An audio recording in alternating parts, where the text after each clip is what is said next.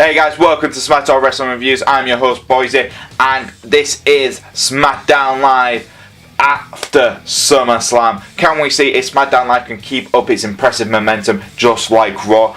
Well, let's find out. But before we get started, don't forget to like, subscribe and press the notification bell so you can keep up to date with all our videos here at SmackDown. With that in mind, let's hit the music.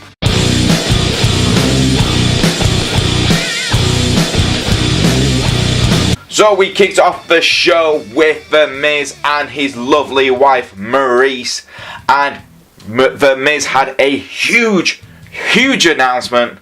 He is retiring from Daniel Bryan. That's right, The Miz victory at SummerSlam.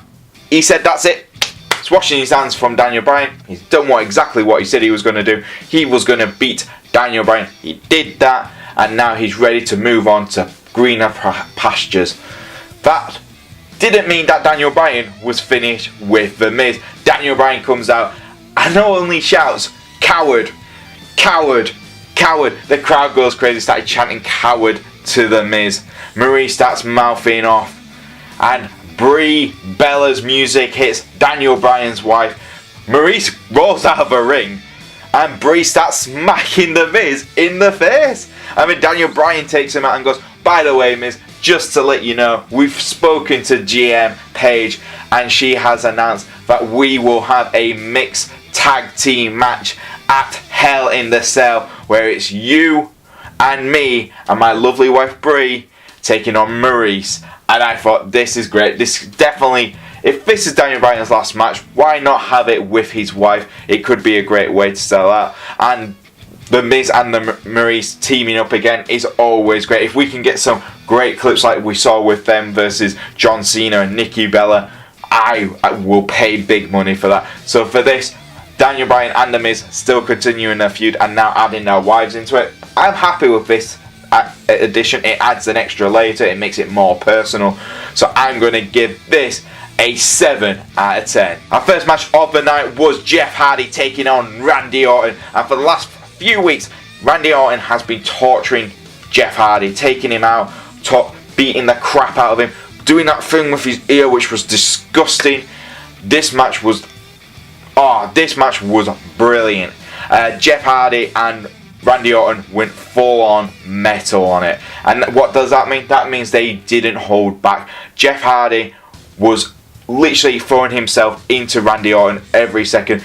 Randy Orton did the ear thing again in the ring. It got the crowd cringing, and that's exactly what you want from that kind of move. Jeff Hardy had enough, and he got disqualified by kicking Randy Orton in the nuts. That's right. That wasn't the end of the match. Yes, Randy Orton did win the match technically, but Jeff Hardy wasn't finished when Randy Orton tried to get away, but Jeff Hardy was not having any of it and started beating the crap out of Randy Orton, pushing him outside the ring to the technical area, where Jeff Hardy started beating him up with chairs before putting him on a table. Swanton from the top of the area. Randy Orton out completely. This is extreme at its best. This is probably one of Randy Orton's and Jeff Hardy's best segments at some time, and if this is going to build up to Hell in the Cell, I cannot wait. This was fantastic. If we get a no DQ match with these two involved, it will be brilliant. I cannot wait. With this in mind, the match itself, everything building up, you can tell this is all building up to Hell in the Cell blow off. So for me, I'm going to give this an 8 out of 10. Next up, we got Naomi versus Peyton Royce, and this felt like a match which they just threw together just to eat some time up in the card, and that's exactly what it was. Naomi was apparently defending her friends Becky Lynch and Charlotte Flair after Peyton Royce and Billie Kay were taking the mick out of their fallout at SummerSlam. But again, that makes no sense. We don't know what's going on with Becky Lynch and Charlotte Flair at this point, so it's kind of like, why is Naomi getting involved in it by defending them? It made no sense, obviously, with the storyline WWE are trying to go with.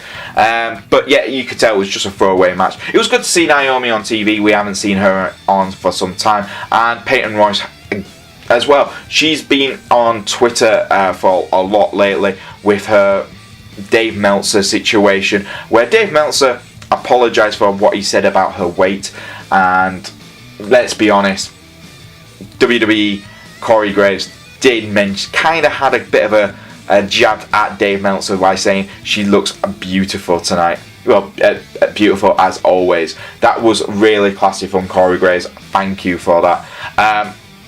Match itself was really quick. It wasn't anything too exciting to write about. And again, there's no real storyline to it. It's something to do with Twitter. And if you're not following them on Twitter, you just go, all right, that's it.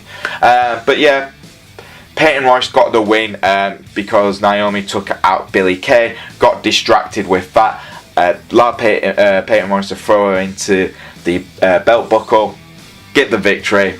For me, it wasn't anything too important. There's no real storyline to it. So I'm going to give this a 4 out of 10. Next up, we got Becky Lynch's promo of her career.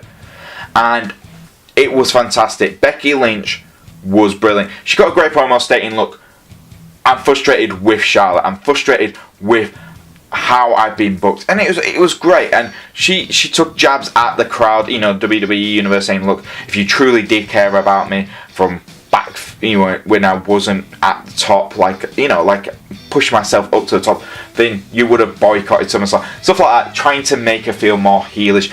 It didn't work though. It really, you could tell they'll like just cut a heel promo, see if you can get the crowd against you, and the crowd were cheering Becky throughout. And yes, she was like, oh, you did a little sympathy after the match, but that was about it. It really didn't add up to it. And it was like, no, the crowd's been behind Becky Lynch since SmackDown split from Raw, when we had the original brand split, and they still are behind Becky Lynch. Don't know how the writers are going to cope with this, because when Charlotte came out, you could tell they were muting a little bit the crowd reaction, because if you watch what people's Twitter was doing when Charlotte came out, she was booed as hell. They started brawling. Becky Lynch had to get the whole women's division to pull them apart. Interesting that Becky had all the heels pulling her apart, where Charlotte had all the baby faces pulling her apart. It just felt wrong. It felt like Becky should have had the baby faces pulling her apart. It kept on going on until commercial break. This is very interesting. For me, as a fan, Becky cut a fantastic promo. Not a heel promo, because the crowd couldn't boo her. They still can't boo her. Charlotte, on the other hand, even though she's a babyface, the fans are very much against her right now. It's WWE booking, and this is definitely what the fans are going, look, we're not having this. We're not booing. So when you're trying to turn heel, we're not going to boo her. It could be exactly the same as what Stone Cold Steve Austin had when he tried to turn heel. The crowds weren't booing Stone Cold Steve Austin. They cheered for him. You're going to get the same reactions with Becky Lynch. She's a full-on babyface for the crowd. She has every right to be annoyed with Charlotte Flair, and the crowd are going to cheer her. For this alone, with Becky's brilliant promo and the great fight afterwards, the brawl between the two, I've got to give this an 8 out of 10. Worth watching, guys. Next up, we did get a SummerSlam rematch where we saw Andrade, Cien, Almas, and Zelina Vega taking on Rusev and Lana in a mixed tag team match. This is the match we should have got at SummerSlam at the kickoff show, because it was 10 times better in my opinion. It felt like they were fighting it out properly. You could tell with the kickoff show match, they felt like it was a kickoff show match, and none of them really give 100%. In this, because it was on SmackDown, it was near the end of the show, it was a big match for them, and it felt like it. And it had everything I was hoping to get in the SummerSlam match. Rusev and Lana really pushed Andrade, Cien, Almas, and Zelina Vega to the limit, as Andrade tried to bring in a steel chair. Aiden English came in with the save, took the chair off them. Rusev, mushka kick into the face, beating the crap, got Andrade to tap out, and Aiden English is there like, I got your back, guys, I'm always going to be here. That's what the crowd were going mental. They don't want Rusev's day to end, and I think WWE finally got the message on that one. So with all that in mind, because it was a much better match than what we got at SummerSlam, and Aiden English did get involved in some way, I'm going to give this a 7 out of 10. Next up, we got a fantastic promo. Renee Young cut an interview with AJ Styles where AJ went, look, I did technically break my promise to my wife, but I'm going to make a promise to the WWE first. Before he could finish that sentence, Samoa Joe attacked and leaving a massive message for Wendy. Pretty much saying, oh, Wendy, I'm sorry. I know AJ says he was going to come home and took the kids in, but guess what? Daddy's gone to sleep already. This was brilliant. Samoa Joe is brilliant as a heel, taking out AJ Styles in no time. This has to be WWE. Listen to me, right? Have this as your main event at Hell in a Cell. Samoa Joe, AJ Styles, Hell in a Cell. The crowds will buy it. The fans will think this is a main event. Put the WWE title in the line. It will be killer. This promo, this attack, even though it was short but sweet, it delivered in massive ways. So for me, because it did exactly what I want to see Samoa Joe start doing, destroying AJ Styles like this yet again. This feud has been brilliant and it's building up even better each time. Their match was really good at SummerSlam. Can't wait to see what they do next. I want Hell in a Cell, WWE title, main event. Make it so, WWE. So I'm going to give this an 8 out of 10. We also got a backstage segment with Carmella and Paige, where Carmella said, when am I going to get my rematch for my SmackDown Women's title? And Paige really went, next week. Usually a heel would be like, no, I want it at Hell in a Cell, or I want to be on pay-per-view. Carmella's like, oh, okay, I'll take it. And she was happy. But the only reason I'm really talking about this, because R-Truth was in it, and he was brilliant throughout it. So Carmella and Paige are talking. R-Truth walks in and goes, found you at last. You've been ducking and diving from me. And Paige is like, what are you doing here, Truth? And he's like, I'm here to pin Carmella so I can get a title shot. And Paige is trying to explain it, and you can tell R-Truth is not getting it. And she goes, Truth, just go. I mean, after Paige and Carmella finish talking, you can hear Carmella screaming, and Paige is going, Truth, put Carmella down. It was brilliant. I like R-Truth when he's doing silly little things, but it's just getting over and stuff like that. You can have the serious stuff with AJ and Samoa Joe, but fun stuff like that with R-Truth just makes the show even more entertaining. So thank you, WWE. I've got to give this segment a 7 out of 10. This moves us on to our main event of the show, guys, and that was a non-DQ tag team match between the New Day and the Bludgeon Brothers. This is the match we should have got at SummerSlam. This is the match we should have got. I could not believe how good this was. I thought the Bludgeon Brothers and the New Day stole the show nearly at SummerSlam. They were really good, but the ending kind of cost it. This match just took everything from that match and added to it. So pretty much, because it's no DQ, you don't need to tag in. It's just a pin or submission to get the victory. And wow, the Bludgeon Brothers were doing exactly what you want to see. They were torturing and beating the crap out of Xavier Woods and Kofi Kingston. Big E has injured his ribs, so he could not take part in this match. But oh god, every single bit of this match was brutal. The New Day trying also slightly to try and get some momentum. They did get it once or twice. Kofi Kingston planting Harper in the head with a DDT with a chair on the floor was brilliant. Rolling, going into the barricade, trying to smash Kofi Kingston's head in with the mallet, which was brilliant. And then you had Trouble in Paradise. Xavier Woods' brilliant elbow drop from the top rope onto it with a Harper on the table going through. Then you have Xavier Woods and Kofi Kingston both piling onto him to pin him down.